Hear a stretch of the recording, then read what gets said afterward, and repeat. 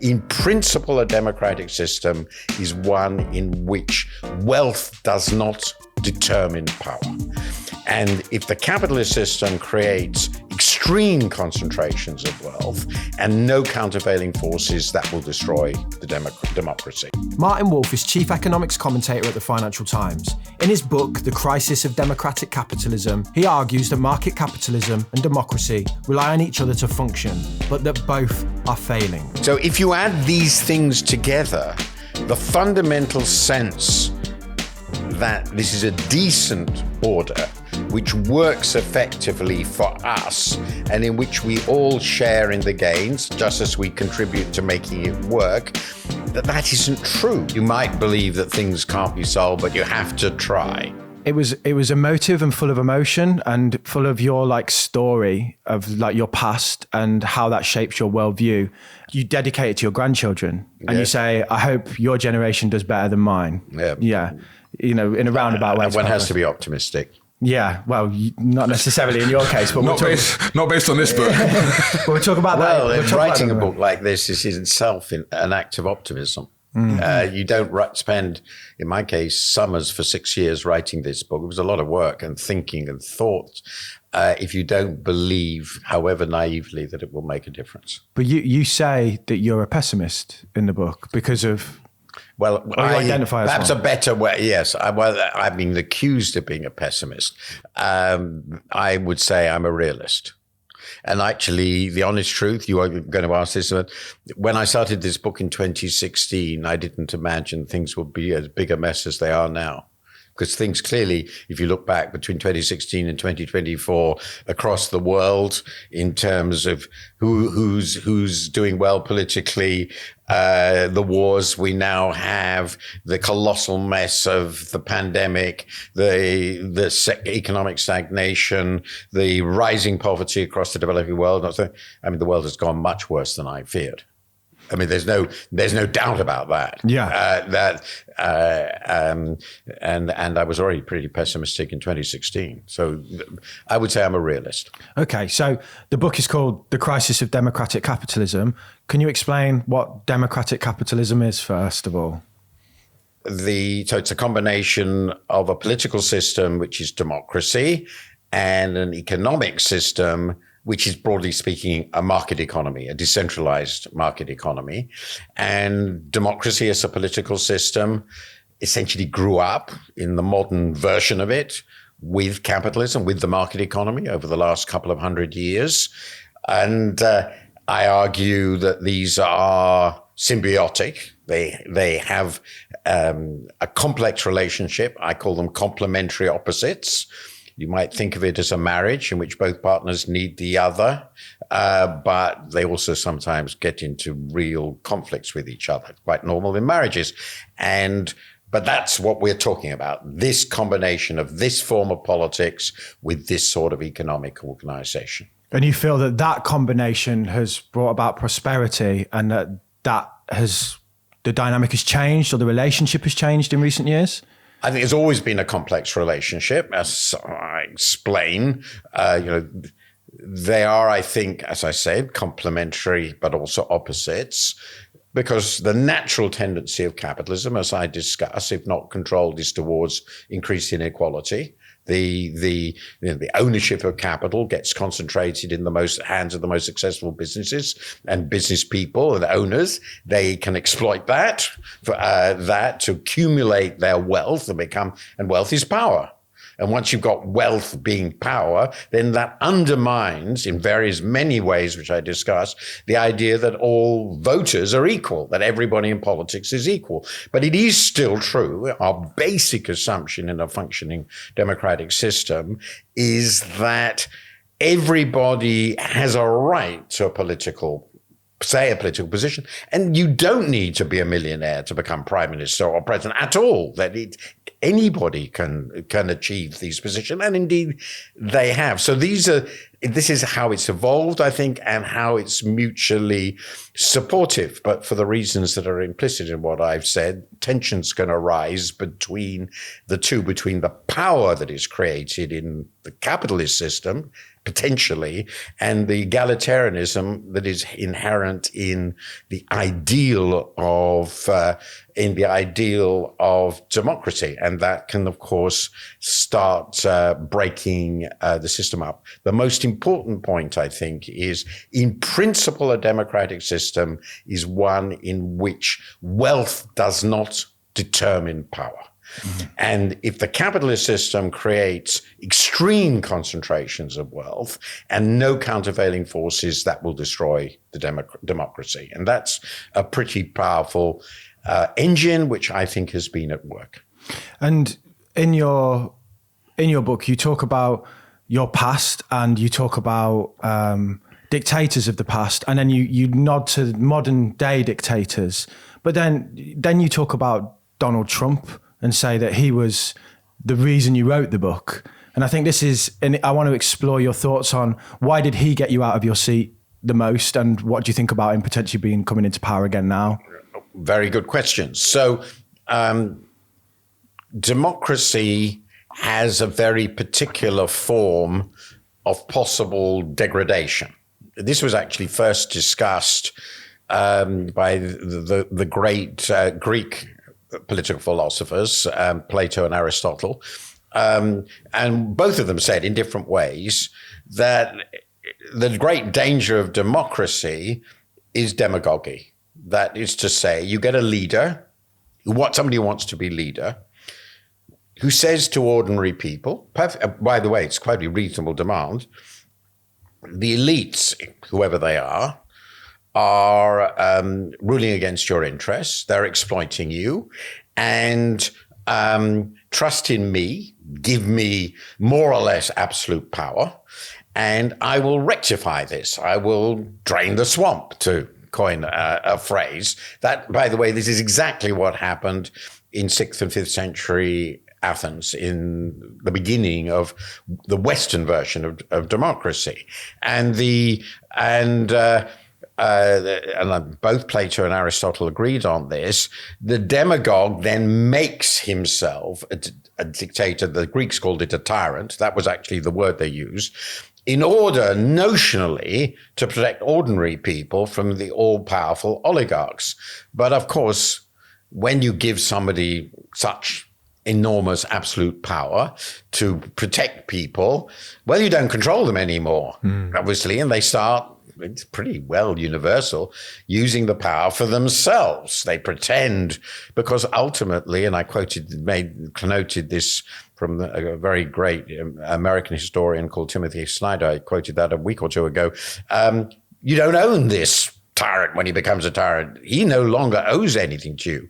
Now, my view, when I began to hear the rhetoric of Trump, the way he used quite freely and openly and blatantly what everybody serious knew to be lies, the sorts of language he used to get people very, very angry, not just against the elites, but certain sorts of minorities of various kinds, dividing the people, and he said this quite explicitly, between the real people who supported him and the outsiders, who everybody else. And he made it very clear that he would use power on behalf of the former and above all of himself. It seemed to me that this was a man who fitted perfectly into the description of what a demagogue was in those books. Now, this is not a new idea. Democracy has always been vulnerable to this. And of course, the most famous period of that in modern European history is the 20s and 30s. The person who came closest to this was Mussolini in Italy in the 20s, who was a demagogue who made very much these sorts of arguments, established fascism, which is not the same as Nazism, it's very important to distinguish it, as a fundamental ruling system of Italy in the 20s and 30s. And then Hitler, of course, went much further in many ways and added this extraordinarily virulent racism to the racism and nationalism. Now, I'm not saying, in everything I say, that the people we have now are the same as those. There are some very important differences, which I discuss in my books and in some more recent articles.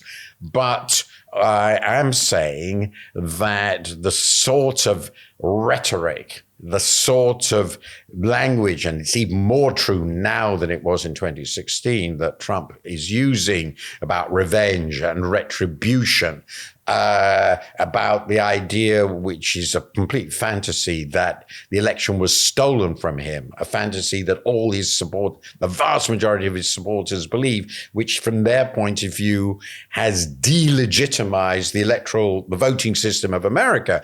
Well, if you delegitimize the voting system, democracy's gone. I mean, if you don't trust the outcome of elections and accept the outcome of elections, which Trump has not done since 2020, you no longer are a democratic party. And you then are fully entitled to suppress the vote thereafter because they're corrupt. So these are not imaginary fantasies of what's going on. It's quite obvious that this is what's going on. And there are other places where it's not so clear how it will go, but where people are playing with similar ideas around the world and in countries in Europe. I was going to ask, are there any other demagogues currently? Nothing but I'll take a few important examples, though you can defend them. Clearly, Narendra Modi in India is a demagogue. He's a very, very brilliant one, quite different from Trump. I've met him. He's a remarkable leader, but his political success is partly like Mussolini, I'm going to make the economy work, make the trains run on time is a famous line, but also very classic of this sort of demagogue, saying there are the good people like you, in this case it's about religion, Hinduism, and there are bad people who are the Muslims. They're not really part of our political system. Well, in India, that's 200 million people. This is not a trivial thing. Another example of a demagogue, and he, in this case, is more that he's opposed to the old secular elite, is Erdogan in Turkey. And he's also undermined democracy. Now, in the Western countries, you see this clearly with Viktor Orban in Hungary, who has made it really difficult for the opposition to operate effectively. He's taken over all the media, essentially all the media. You can't have a working democracy if you control the media completely. I mean, that doesn't work. There are some others about whose longer term intentions I think it's not clear. I can give a list, but these are some examples. Bolsonaro was. Now, as long as they still allow proper elections, you can still get rid of them. There's a point I made recently. Even if they control the media, they can still be defeated. That happened in Poland. But it becomes more difficult the more control they have on money, the more control they have over business, the more control they have of media.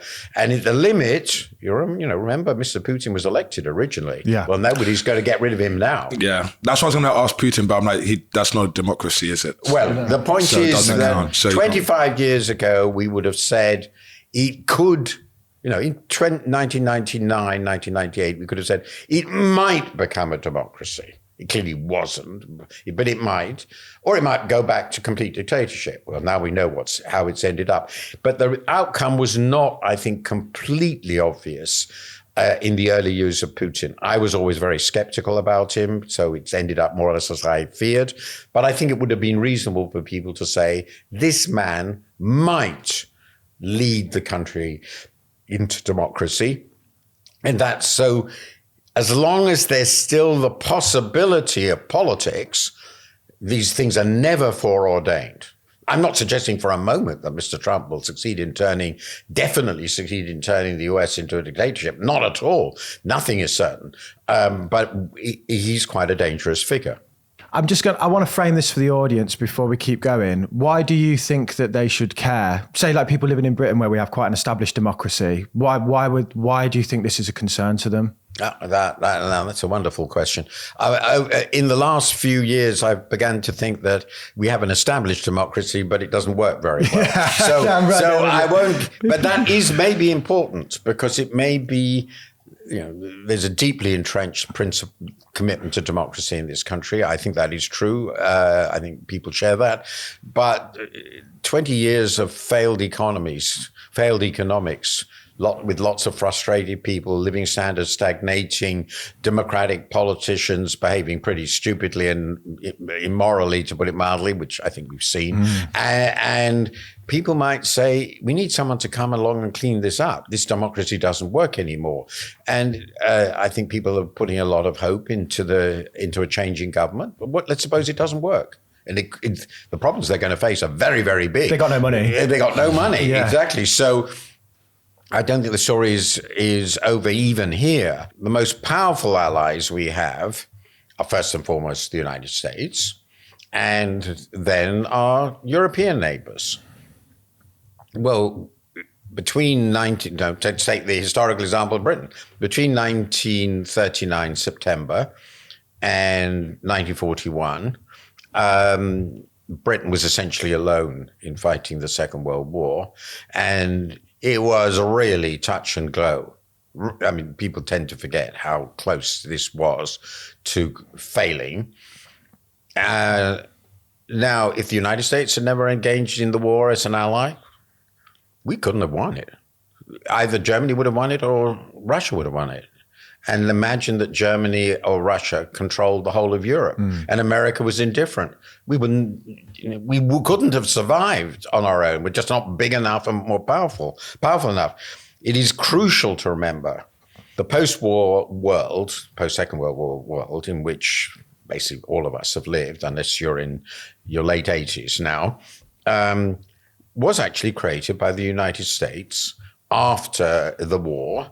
Some sort of basic principles, an alliance of free countries, free trade, free markets. And the period since 1950, for all its many faults, has been the period of the largest improvements in living standards in world history, staggering improvements in life expectancy, even in very poor countries, though I wouldn't say development has been a total success, but we never tried to deliberately push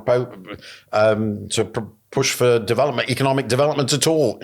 Anyway, I mean, it was empires instead. The empires went. Again, this with varying success, but the United States provided security. The Soviet Union disappeared, and I can remember very well how threatening it was to have this giant army in the middle of Europe, and it was a giant army. So the United States has been really, since the First World War, then it went away again in the 20s and 30s, then it came back, the basic guarantor of the security and survival of the democratic order, broadly defined, because they were so committed to it. Now, if you have a United States which actually thinks, and a lot of people in the Republican Party now do, that Putin is their friend, Putin is their friend, not Zelensky or Western Europe. The EU is the enemy. They're not going to say, well, democratic Britain is on our side. They're not. They don't care about them. So then what you have in the world? Well, you have Russia and China, two nuclear-armed autocracies.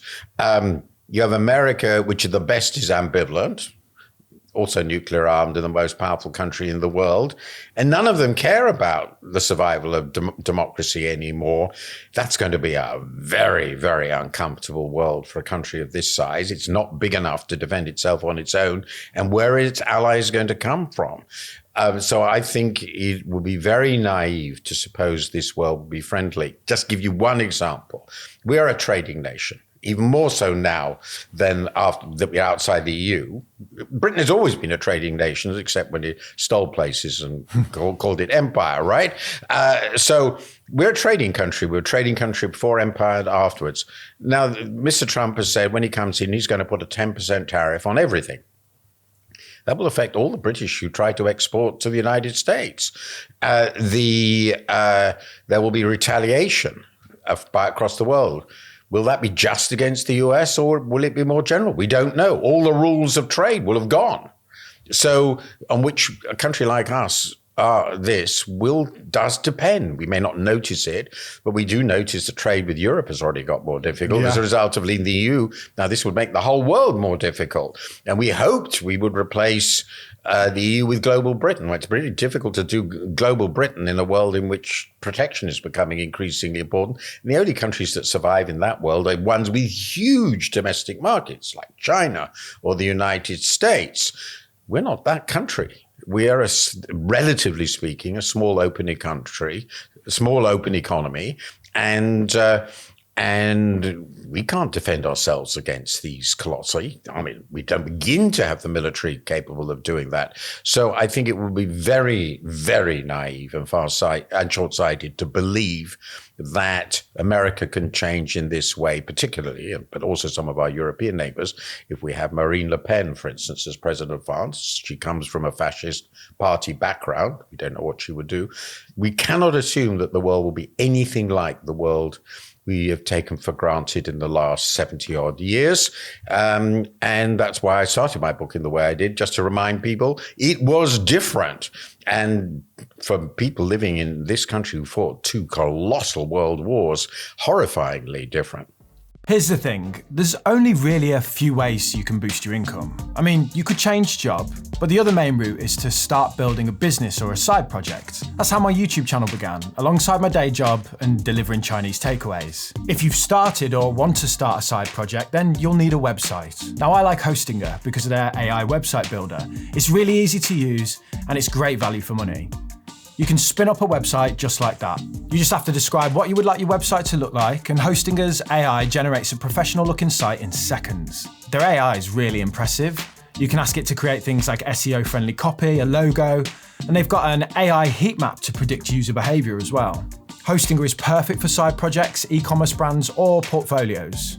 You can get a website up and running plus a free domain for £2.99 a month, and if you use the code MAKINGMONEY, you'll get an extra 10% off. That's one word, making money, and there's a link in the description for you. You told the story of your family, your grandfather who was a fishing merchant, and he escaped because of his pessimism, but because he had access to a ship. Yes. And he told your wider family to get on the ship, and they didn't because they didn't think that anything bad could happen to them. They took it for granted that the worst threats from the Nazis were not real. And they all died. And they were all killed in the death camps. But your grandmother also left. My father left on his own from Vienna. He grew up in Vienna. He was already a man. And he had some money from his plays he'd written, and he had royalties. So he managed to get a visa to come here to England. And so he came on his own. And my mother's, who was still younger, a young woman in her, I think she was 21 at the time, came with her parents to here. She worked for the Dutch government in exile. And because of those decisions by these people, my parents met. They would never have met otherwise, and I exist. But the big point is those decisions made about what is safe and what is not safe, they make all the difference. And by the way, true genocides like this are not just ancient history. Just think what happened in Rwanda not so very long ago. The attempt to completely destroy a people. So I think one has to be realistic that, and I'm not saying this is what follows from what we have now, but one has to be realistic that the combination of prosperity, reasonable economic stability, not perfect, personal freedom, political democracy that we've had is not the human norm, and it cannot be taken for granted. This is where your pessimism meets realism, because I can see some people thinking this is pessimistic, but you would say this is all like realistic. The human state is violent. If you have a broad enough view of history and a broad enough view of the possible behavior of human beings, which history tells us about, and not just ancient history, even our own. I mean, I can go through so many horrific examples, including things going on now. That it is very naive to take the sorts of conditions which we've enjoyed in this country since the Second World War, by and large, despite many mistakes, this is in general, relative to history and relative to other places, a prosperous country with reasonable political stability, led by people who are not all crooks, as it were. All these are quite positive. And coming back to why did this really matter? Well, one of the things that is true, if you look at the world where the countries and people are asked, are you happy? You find that overwhelmingly people answer positively. Yes, we are reasonably happy in reasonably prosperous market economies with democratic political systems. So we have evidence, which is not surprising in my view, that these are relatively successful societies. But we also know from history, and we're looking at the world, they're not necessarily going to last. Yeah. You have to fight for it. Like, we live at this time where we're on the cusp now of basically everyone who ever lived through World War II is almost gone. And, yeah. And it's this basically. Yeah. Like anyone who could remember. So assume anybody who really remembers World War II would have had to be 10 in 1945. Yeah. And that means they would now be in their later 80s. Yeah. So it's a very small proportion of the population. And it's that thing of like, if we forget history, it repeats itself almost. But why the rise in these movements? Why can Donald Trump now stand there and get attention many wouldn't 30 years ago, say? Well, that's the biggest question. And I've taken a particular view on that in my book. In what I'm going to say now, I will modify that just a little. The core view is, I think we had, maybe it was rather fragile, so what I think of as the sort of post-war settlement in the Western world, which was after the war, societies emerged relatively equal. That was partly because a lot of wealth was destroyed, partly because a lot of it was taxed away to finance the two wars, relatively equal. And a very strong sense in America and Europe that stability depended on creating a reasonably inclusive polity and economy in which there was a really quite explicit commitments to full employment and some form of welfare state, sort of basic security. Much of that was done at that time, particularly here, the Beveridge Plan and so forth. And though this was not perfect, what followed then in the Western world generally was a period of several decades of extremely rapid and widely shared growth. Then things began to go a bit wrong economically, or things changed. And some of these, I think the biggest parts of the change were actually immensely powerful global economic forces that would have been very difficult to resist. So one element was the instability of the 70s, rise of inflation, the oil shocks and so forth, which undermined confidence in government's ability to maintain full employment, moved us into the Reagan-Thatcher world. More free markets, which had advantages, but also, I think, in retrospect, increased economic insecurity quite a bit. And that's quite important. In addition to that, we had rapid deindustrialization, so basically the destruction of the working class, and particularly the organized working class, which was definitely one element of that compact that I'm talking about, the mid-20th century social compact, because the working class was so big and it shrank dramatically. And the institutions it ran, it had, particularly trades unions, shrunk dramatically in power. So we moved somewhat towards a plutocracy. Productivity growth slowed, and that meant underlying growth slowed. And penultimately,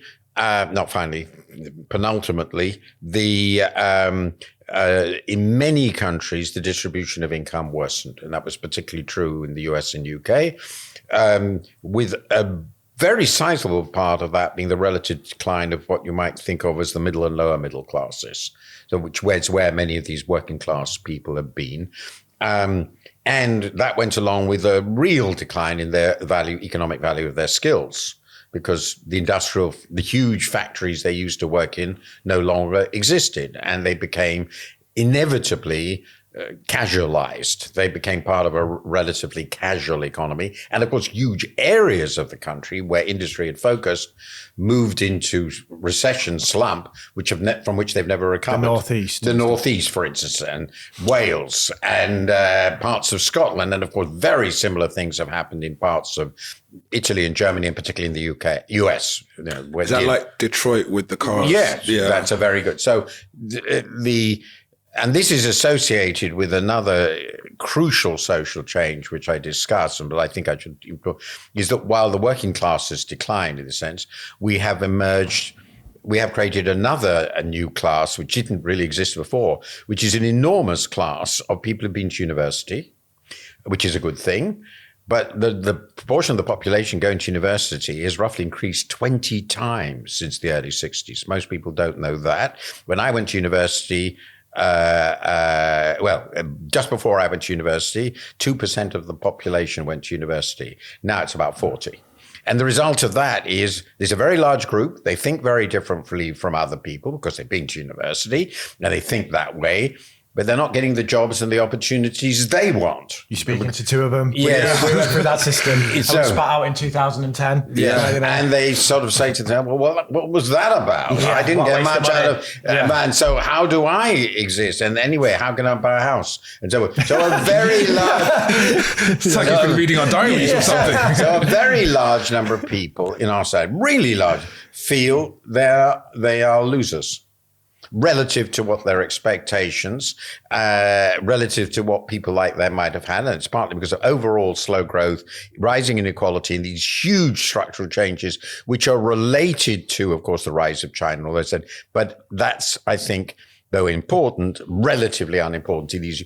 Then you have the financial crisis and the aftermath of the financial crisis, which blew up, I think, for the ordinary person, the credibility of the ultra-free market position. Because, okay, free market's so wonderful. Why should the institutions that are, if you like, the fortresses of the free market, the great banks, need us to save them? Yeah. That looks pretty unjust, doesn't it? And so they were all saved by the state, and they didn't save lots of other people. This is particularly important in the US. And then after the financial crisis, though it's changing a bit now, but I document this, growth collapsed. So take the UK, Britain. If GDP per head, the average income in our country had continued over the last 17 years now, since 2007, as it had in the decades before 2007, average GDP per head will be 39% higher than it is. So obviously, that means we're not giving people what they had hoped. We've moved into relative stagnation. We discuss whether that's because of the financial crisis or whether the financial boom hid this. But basically, either way you look at it, the economy really hasn't worked very well. And cumulatively, that means an awful lot of people have had pretty stagnant living standards. And that's been true. The evidence suggests in much of the developed world. And while a relatively limited number of people have clearly made out like gangbusters, it's obvious. Chief executives, successful financiers, successful entrepreneurs. And I think that part of the problem is that many people feel these aren't entirely honest people doing an honest job. Yeah. And I think, as I argue at great length, there's quite a lot of truth in that. So if you add these things together, the fundamental sense that this is a decent order which works effectively for us and in which we all share in the gains, just as we contribute to making it work, that isn't true. That people have become, I think, quite generally cynical, and they want something else. Once that happens, they are prey to dishonest demagogues. So let me give you two examples. They're different, but they're essentially the same sort of thing. In Britain, the proposition was essentially, you hate all this, it's a terrible world, vote for Brexit, it will make everything different. Yeah. the arguments put forward for this were all nonsense. At the very least, it would make things a little bit worse, and it could have made things, and I would argue, quite a bit worse. But the point is that didn't matter. The people who voted for Brexit, a very significant proportion of them, were obviously going to be made worse by it. There's no doubt about it. But they were voting for a change because they'd had enough of what the elite thought, because the elite, the people who were proposing staying in the Europe were the people who had been in charge for a long time, and they didn't seem to know what they were doing. Similarly, I think a similar process, I argue, led in the Republican Party to what was essentially a revolution, a coup, if you like, in which the Republican Party moved from an absolutely classic, genuine multi-millionaire business person like Mitt Romney, ultra-conservative standard Republican, to Donald Trump, who's everything but. He's a chancellor. I won't go into his business behavior, but it's pretty well known. Serial bankrupt and all the rest of it, with a completely different agenda. And that's because the traditional pro-market conservative Republicans had essentially become discredited. And similar things were happening in the Democratic Party. So politics started falling apart. And in Britain, we saw this both with Brexit and then the experiment with Corbyn. And I don't think this process is over. So my view is a long-running process of declining performance, along with a sense of injustice and unfairness, culminating in the financial crisis and its aftermath, made worse, I think, by some of the recent developments, the cost of living crisis, which I couldn't discuss there because it happened after I really started writing this or finishing it, basically led people to think this system isn't working. Mm-hmm. And once that happens, a significant part of the population, not necessarily half, but 30, 40%, maybe on different sides, will start saying, we need to vote for somebody different, because not because we trust them, but because we distrust everybody else. And that is what we are seeing. And that's why I don't think we're at the end of this, the end of story, until we create a system which people really have trust in again, including the technocrats who we do need.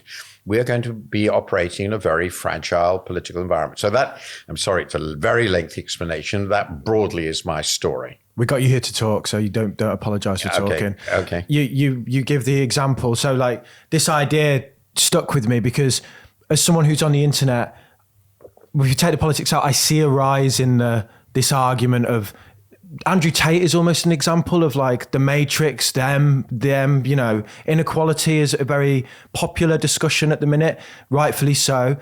You talk about how, you quote a paper in the book where austerity caused Brexit. And it's this kind of like, the system hasn't worked for me, so I'm going to push against it and find something new. And austerity is that it's like the economic system has been cut to the bone, basically, or, the cuts are... Well, if you look at what austerity did, which I argued very passionately against it at the time, so this is not... sometimes I was right at the time. I would argue I'm usually right at the time, but not always, for sure. But the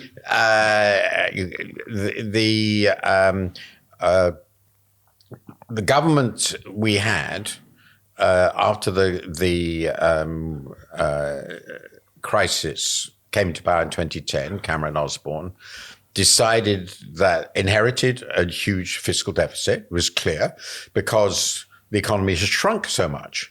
And they decided to blame this crisis on the fiscal policy of its predecessor, Labour, which was certainly dishonest, as I pointed out many times at the time.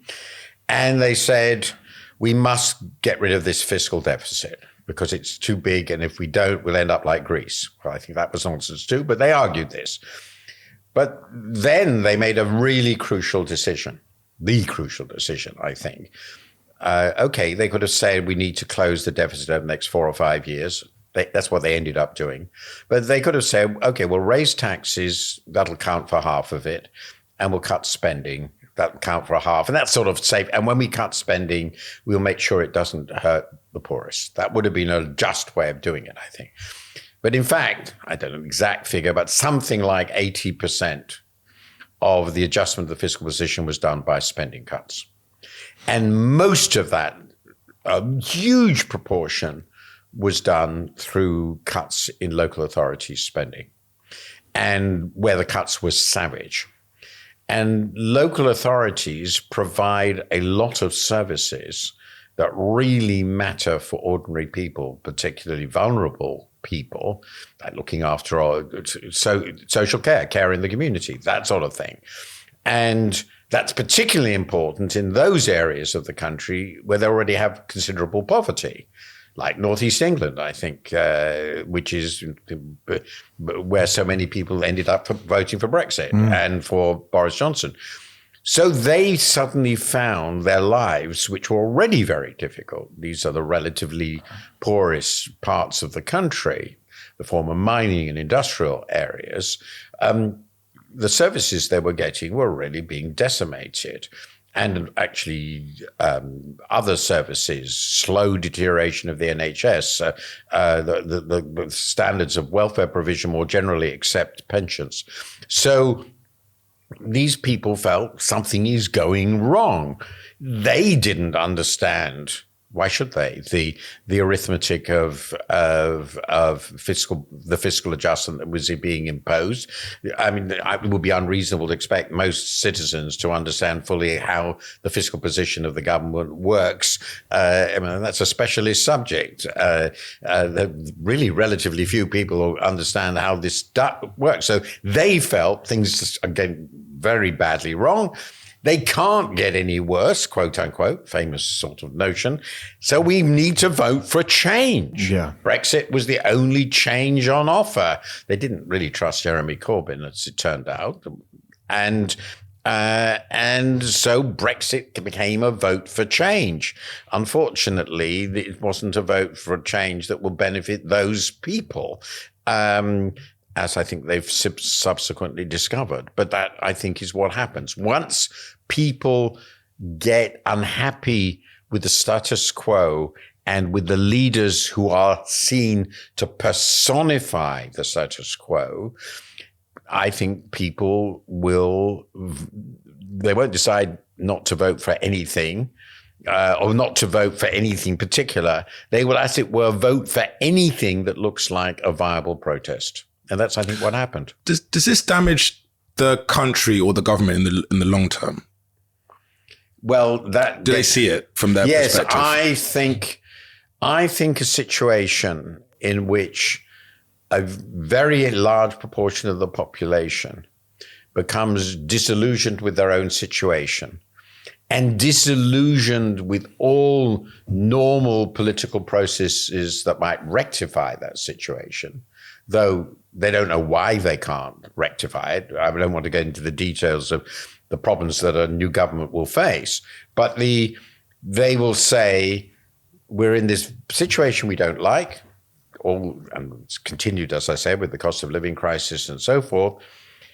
It's obvious that the people in charge, the two main parties, don't know what they're doing about it. Now, at the moment, I think they hope that Labour will be able to make a difference when it comes in, but my own fear is it won't. And then they will say, well, obviously, the conventional establishment has no answers to our problem. And once they decide that, then there are two possibilities. One, they just sort of give up. And the other possibility is they will start listening to people who give them glib answers, who'd say that, it's all the fault of whoever it might be, immigrants. Let's throw them all out of the country. That's one way these things go. You can see that happening just now in Holland. It's all the fault of these people. The same in Germany with the Alternative for Deutschland. It's all the fault of the EU. That was part of that. So the problem with a situation in which people are this disillusioned is, as I've said already, they will start listening to the sort of extremists they would never have listened to in better times when they had more confidence in their political leadership. The democracy doesn't work if you don't trust the leaders that the democratic process throws up. And if instead of that sort of person, you get a pretty unscrupulous, rabble-rousing sort of demagogue along, successful ones, and some demagogues are very talented, then you can find, and we've seen this happen many times, you're shifting into a completely different sort of politics. And with the completely different sort of politics comes a really completely different sort of society. Isn't the sort of tolerant, peaceful, basically trusting society, not perfect, but you're used to. It becomes violent. I asked that because I went to Manchester for my MBA, Manchester Business School. Yes, and I know it well. Very good school. Great school, yeah. We were talking about rentier capitalism and universal basic income and solutions for like the inequality gap. And we put into different groups in the MBA course. Our solution was universal basic income, which is like giving everyone money. Yeah. But the problems with that were it would be like manipulated, and how would you make sure the right people got the money? So then we thought, why don't you just tax like Starbucks, all the big companies, and then put that money not into giving everyone like £100 a week, but into the services that are lacking for the people who need them. So like healthcare, social services, mental care, all these things. Why would a government not rather go down that route? There are 2 points about that. The first is when you start taxing the big companies, you're really taxing people. You will be taxing corporate profits, which basically are the property of shareholders, or dividend recipients, and this would have the effect of lowering the value of the ownership of British shares or corporations here to the owners. And that includes, of course, pensioners, a lot of pensioners, and that's probably the most important group. But it also almost certainly would lead to a reduction in corporate investment. And that's quite an important source of growth, probably arguably the most important. So you can't, and the share of profits in our economy, though it's significant, is certainly not big enough to fund all the things you want to do. You would have to tax high earners, right, as well, corporate executives and so forth, and people who earn a lot of income from capital and land. You would have to end up, ultimately, you're going to tax people. So basically, this is a slightly roundabout way of saying, if you want to fund a UBI, and I do discuss this in this book, you have to raise taxes. And obviously you would like to tax the well-off more, but you would end up by taxing at least half the population more. Otherwise, you don't get enough to make a big difference. And the point is that the sort of people who will be asked to pay more taxes, they all vote, and they have money, so they influence politicians, and they are politically mobilized, and they fund parties directly and indirectly, and they will argue very passionately that if this policy goes through, growth will slow and it will all be terrible. And so essentially, ever since the 50s, really, maybe a little later, parties haven't promised higher taxes because they think they'll lose. They think they will lose many, many voters. It's true of the Labour Party now. The reason Mr. Starmer and Rachel Reeves, Keir Starmer and Rachel Reeves are so cautious about their promises is they believe, even with this huge margin, apparent margin in the opinion polls, that if they said we're really going to raise taxes, they would lose an enormous number of votes. And that relates to the UBI. The point about the UBI, Universal Basic Income, is I've concluded after some fairly careful analysis that the least we would need to fund a general universal basic income, the absolute least, and it's a not very generous one, will be about 5% of GDP, which, what does 5% of GDP mean? Well, one easy way of thinking about it, it's a little less than half of health spending. And it's about what we spend on education, schools. It's a lot of money, right? Now, if we do a universal basic income, since we do have a welfare state, most of the additional benefit over and above what we give anyway to poor people, single parents and so forth, disabled, will go to people who don't get welfare benefits now. So I would benefit, which is ridiculous. Lots of people who do pretty well, but not as well as I do, would benefit. But it wouldn't actually go to the poor unless we really make the UBI high, in which case it would cost much more than this. Essentially, you use the 5% of GDP, if you could raise that amount, which is a lot of money, by the way. That's about 125 billion pounds, right? So I think I got that right. Quick math. So it's serious money. And you'd use that money essentially to benefit people we now don't think deserve it. Now, there's an argument for that. We would lower the marginal tax rate. There would be more incentive to work. That's technical. But essentially, I think it will be a colossal waste of the very limited capacity to raise taxes. Because if I could raise taxes by 5% of GDP, this is not where I would spend it. You clearly need more money for the health service. There's no doubt about that. You need reform that would go with that. You need to reverse the welfare cap. There are obviously a lot of questions here. We need to fund education more. I mean, there are so many other things we want. Every area needs spending. So the 5% of GDP could make a real difference. So I regard the UBI as a snare and a delusion because it wouldn't help and it'd be too expensive. But the key point, that's a specific technical question about a specific measure. It's pretty obvious that make our society better in key areas, because of all the problems we now have, aging and all the rest of it, we need to raise more in taxes. But most people haven't had sizable increases in real incomes for 15 years. Mm-hmm. Now, persuading people that to pay more tax, which will actually make them absolutely poorer, many of them, when they haven't enjoyed a real income standard, a living standard increase for 15 years, and they can't afford a house, that's politically dynamite.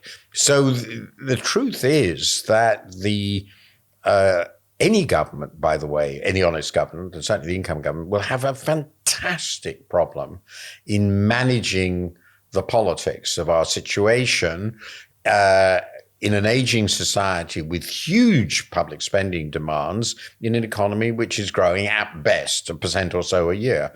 And that's why I'm very, very concerned that the relative stability of the UK at the moment might not last. Now, my view is that the government a new income government should take a risk and go for it. And I think there are also areas I'm going to write about this soon. They can borrow more, but carefully done. But the dilemma, they really have been left. I'm not saying it's deliberate. I want to be clear about this, but they have been left with terrible options. And, you just look through the last budget, just as concrete, it's obvious. There are spending promises that won't be delivered. And if they're not delivered, then the budget deficit will blow up and they have to decide what to do with it. When you say go for it, you mean borrow? There's a perfectly good argument that you can borrow to invest. I mean, it's a standard thing. And that's clearly best if you borrow to invest in assets which are clearly valuable. Well, the most obvious one, and where there's an obvious shortage, is housing. When we really built a lot of houses in the 50s, and we did enormous numbers, we built huge numbers of council houses. Now, the councils could, if they want, build houses to rent. They could build houses or encourage the building of houses to sell. If they had the power to buy land at or close to its agricultural value, could hand it over to developers at market prices. That gives them huge revenue, which they can use to fund the infrastructure, the schools, and all the other things that are needed to go with houses. They would have an incentive, and so would their electors, to do it because they would have better services. And they would develop new areas in places where work needs to be found. There are lots of problems about where you would do it. I don't deny it. But the housing problem, for example, is an economically and technically soluble problem if a government wants to do it. And there's no question that houses are valuable assets. So as long as both sides of the balance sheet, the debt and the assets, are increased together, that's less obviously true in most other assets, but I think it would be true for schools too. Better educated population is an economic value. Mm-hmm. There are things government should be prepared to borrow for, but I don't think they should be borrowing for current consumption. And if you really want to raise that, we have to start thinking about the possibilities of better tax systems. I think there are areas where we could raise taxes, property taxes in particular. Council tax. Well, council tax is multiply anomalous. First of all, it's a terrible tax. Mm-hmm. It should be a land tax. Second, and crucially, it hasn't been recalculated since, is it 91? Yeah. And third, it's mammothly regressive. Yeah. So for me, in my house, the tax rate is just nothing. But for many people who have somewhat less, smaller houses, the tax rate is much more heavy in relation to property and to incomes. So I've argued for 25 years for a better system of land taxes, and a better system of land taxes would raise more money, and it would also be a way of funding local authority and state infrastructure investment. And we've known since David Ricardo, it's 200 years plus, that land taxes are the least distorting of taxes.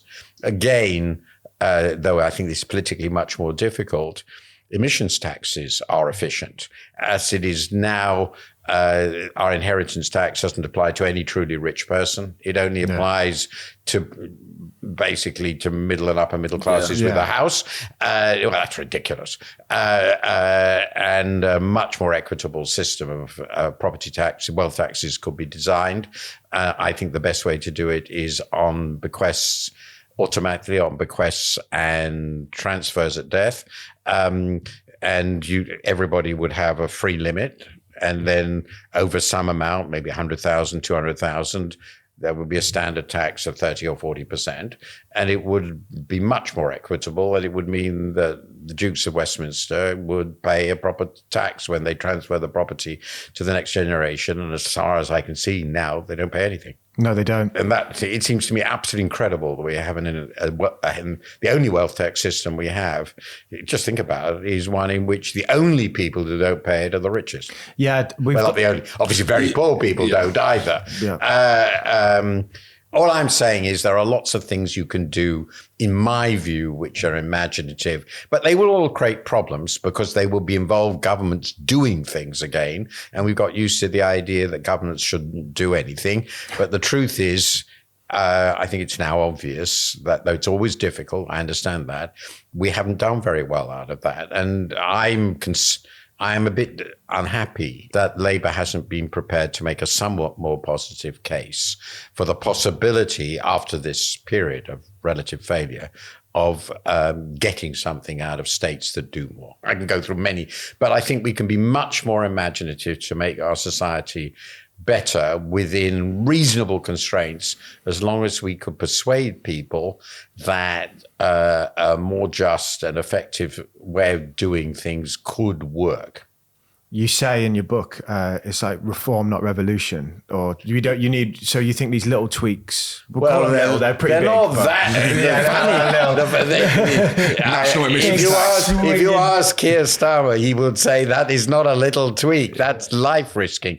No, one of the frightening things is that because of the loss of trust and the squeezing of the population, people aren't prepared to accept any change because they fear that it won't work. They vote for change but don't accept it. They vote for the idea of change, but not for anything that might actually plausibly make a difference. They're totemic. Leaving Brexit wasn't a thought through, leaving the EU wasn't a thought through program of reform. It was a twitch, a sort reaction. Of a sense, well, I hate all this, let's change something. Yeah. It's a protest. Yeah. Now, that's not a good way to do this sort of. Now, on the big point, I do think, I quote Karl Popper, who was the great Austrian philosopher of science and history in the middle of the 20th century. Yeah, we've had a lot of experiments with true revolutions, and it was fair to say none of them has gone well. I mean, in the sense that immense amounts of death and carnage, and you can't rebuild a society from scratch. In fact, the strange thing is that if you start trying to rebuild a society from scratch, you're most likely to end up where you began. My favorite example is Russia, where they started off with a Tsarist regime in which the Tsar basically owned and controlled everything and his cronies around him. Then he went through the Soviet Union, the Soviet Revolution, the Stalinist period, in which about 20 million people were killed. It's unimaginable. And at the end of it all, it collapses. And what are we left with? One man controlling absolutely everything. His cronies were the new aristocrats, enjoy all the wealth. He has total control over his society. What's changed?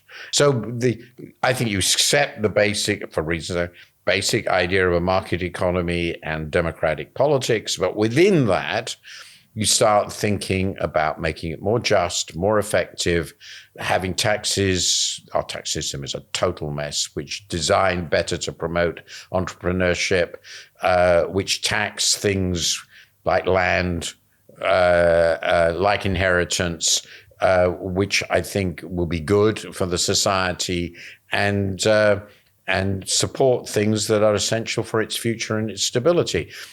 That's a very modest reformism, but it's just we've got used to the idea that we can't do anything. We've just sort of given up on the idea that we can change anything. And that is a recipe. I really do think that once you're in a society where you can't contemplate reasonably well thought out change at all, it ossifies, and in the end, it will blow up.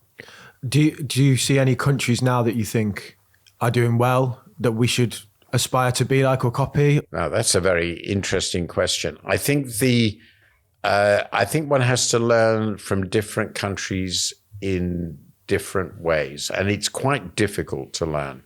And some of what I'm talking about might be quite difficult to do. Obviously, I do think we need a form of economic policy that promotes and supports innovation. And the US has done pretty well at that. And it's partly about government support and partly providing environment and finance that promotes innovation, venture capital and so forth. A lot of their financial system doesn't do that, but some does. And we should be asking ourselves what they did. You can look at the example of DARPA, the research agency connected with the Defense Department, and we've created something that is aiming to do that. But I think the first thing we have to do is look at the places where real innovation is going on and asking, can we learn from that? My view is that probably best done here by building on the one strength we do relative to most other countries, which is relatively good universities. So if we can build up and support the creation of more new companies, science parks and all the rest of it around our universities, make it easier for people to set up new business by making development easier, that links to the housing and landing. I think we can probably do a lot there. I think that one of the things we have to do is raise the national savings rate. It's a long-term program. We have the lowest savings rate as a country of any larger developed country. And the obvious way to do that is to raise pension contributions. The pension contributions now being made by people in work through our defined contribution system, the new, is far too low to provide decent pensions to people when they retire. I mean, just about half. You need about 15%, and we're doing about 8. Yes. Yeah. So we need to slowly raise it to 15, maybe a percentage point a year, as of the suggestion. That would be an adjustment. It would be much easier if we have growth. If we have much higher savings, and if these defined contribution schemes are pooled into bigger schemes, you've got really large sources of capital which can be used to build up wealth both here and abroad and give people much greater security. The atomization makes this worse. The Dutch do that pretty well. They have a very, very big DC scheme, and effectively, though in a different way, so do the Singaporeans. So that I think we can learn about building up savings, investing them properly, and giving people greater security at old age while building up the domestic capital pool. We are a huge net debtor. And we're a huge net debtor largely because our domestic savings simply aren't large enough. And that creates a vicious circle because our savings aren't large enough, our investment isn't large enough, we're poorer, our incomes don't rise, and that's a vicious circle. So that's another area we can learn in those areas. I now do think that we need to think what is the best way of organizing our health service. It seems to me clear now that we're really finding it difficult to make this system operate. And I'm beginning to think that the idea of running it all essentially from the center doesn't work. It's too politicized. We have lots of countries, neighbors, which have fully effective national health services with universal coverage, but they don't rest on such a centralized system of providers. They're more decentralized. I now begin to think Labour will never do this, that we have to start looking at the possibility of making those reforms. I think social care and the health service need to be fully integrated. I don't see how else can be done. That's done, as I understand it, much more effectively in the Scandinavian countries. We can look at that. I don't think anyone is really doing a superb job on the green transition.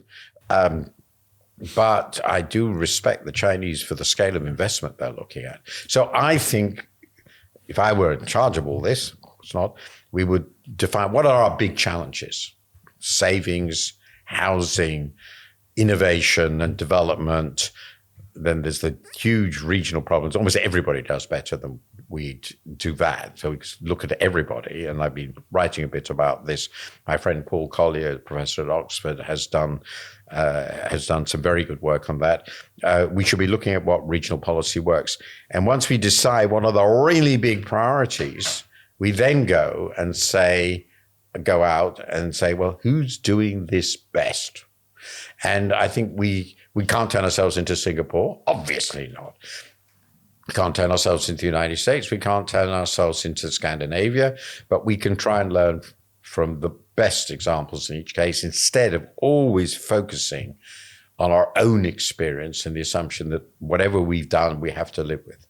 We have to open ourselves to the possibility of reform instead of being, as I think we have become, just so conservative. Paul Johnson, who sat in that chair, said, politicians need to be brave and so do we, was the quote he said. And I think it's like you say, no one can move.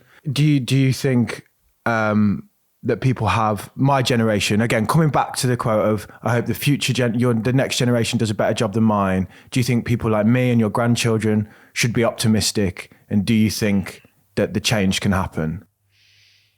Well, look at it. I have two answers to this. The first is being optimistic about the possibility of change is a moral obligation. Despair is sort of a sin. There's this famous quote from Gramsci, which everybody knows, pessimism of the intellect, optimism of the will. So you might believe that things can't be solved, but you have to try. That's what it means to be alive. Otherwise you're not alive. You just accept everything. It's too depressing for words. But I also think that's that sort of a general orientation. Look at the reality. Okay, we live in an unimaginably better world in obvious ways than people did 100 years ago. I'll leave aside the fact that they were in between two world wars in this country. That's pretty obvious. Life expectancy has been utterly transformed. Utterly transformed. Unfortunately, there are some people in this country who are beginning to die younger, but we know that's soluble. It's a result of some very obvious bad policies. But in many countries, life expectancy is now getting over 80. We can get to that. Worldwide, more so. There are clearly going to be huge advances in medical science. There are also huge advances in technology, and a few of them are good, though some of them worry me. We didn't discuss that at all. We didn't discuss new media. We have democracies. We have freedom. I mean, you have to be in a totalitarian state, and I have, to know the difference. If you know that you can't talk freely at all, I think you find that pretty difficult. And because you can talk freely, you can discuss with politicians and persuade them. We have unimaginable opportunities in the form of entertainment, of any kind, travel, ability to experience the world, experience different people. When you imagine what life was like for people stuck in a village somewhere, in this country 150 years ago, and in India 30 or 40, or even now, and they've all had such vast improvements in wealth and income. The last 70 years have seen the biggest falls in extreme poverty, the biggest rises in life expectancy, the biggest increases in opportunity for people across the world. And I started off in development economics 50 years ago. There's ever been. So while we have made some pretty serious messes, and we could do better, I think it's very important to recognize this is a unimaginably much better place to be than it would have been 100, 200, let alone 200 years ago. And the same is true in the world. It's very, very far from perfect, but the slavery that existed doesn't exist anymore.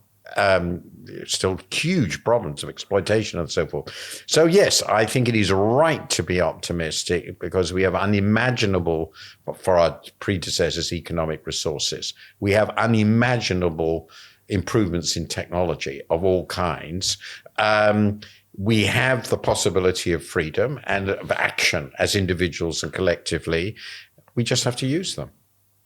Just ask ChatGPT what the answer is. Figure it all out through that bit of AI. But no, thank you so much. I think I'm better than ChatGPT. You're more modest as well. But, yeah, you are. But anyway, that's my answer. You have to do better. And there's one additional point, which is perhaps because things went so well here for so long, and because we had no huge crises, and because we came out of the war and we thought we've won, and then the Cold War.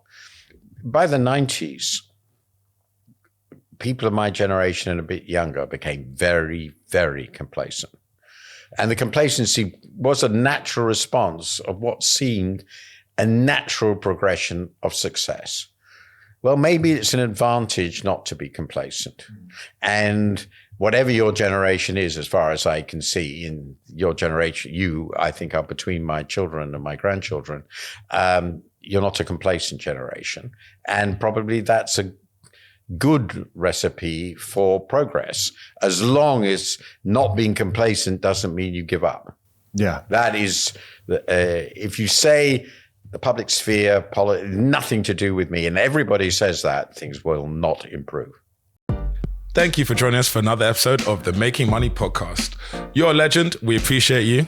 And to get a summary of today's episode, download the newsletter using the link in the description. I finally nailed it. Yes. You did. It only took 10 times. I know. If you enjoyed this episode, then we think you'll enjoy this one next. So check it out. And that's us done with these. They might need some coffee, so. And a pickle. Coffee and a It's pickle. not my house, but there's a fridge there and they've got this jar of pickles. And every time I come, I eat a pickle. And now they're running low on pickles. And, I feel like I'm going to get caught out.